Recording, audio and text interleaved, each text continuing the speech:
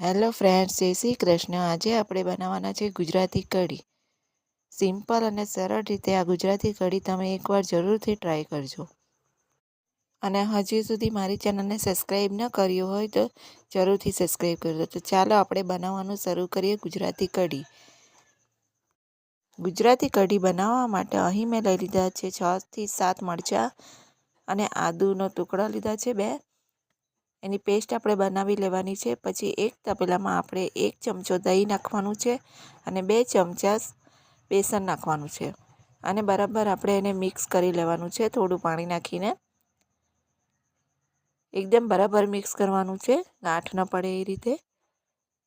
આ રીતે આપણે બરાબર એને મિક્સ કરી લેવાનું છે. પછી એમાં આપણે નાખીશું પાણી 1 ગ્લાસ ભરીને. કઢીમાં આપણે લસણનો ઉપયોગ કરવાનો નથી.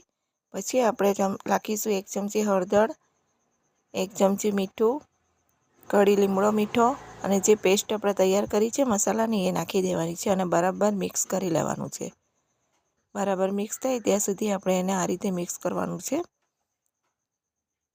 અહીં બધું બરાબર મિક્સ થઈ ગયું છે. પછી આપણે એક કઢાઈ લેવાની છે, તેના અંદર તેલ નાખીશું 2 ચમચા. તેમાં નાખીશું રાઈ, જીરું અને મેથીનો વઘાર આપવાનો છે.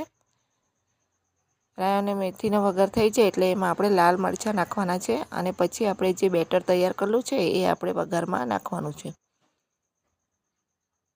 અને થોડી ખાંડ નાખવાની છે 1 ચમચી જેટલી અને પછી બરાબર મિક્સ કરવાનું છે. કઢીને આપણે એકદમ ઉકાળવાની નથી.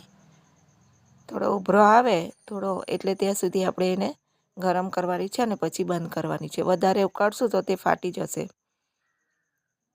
આ રીતે થોડી ઉભરો આવે, ઉપર જેવી આવવાની થાય એટલે આપણે એને બંધ કરી લેવાનું છે. આ રીતે આપણી ગરમા ગરમ કઢી અહીં તૈયાર છે.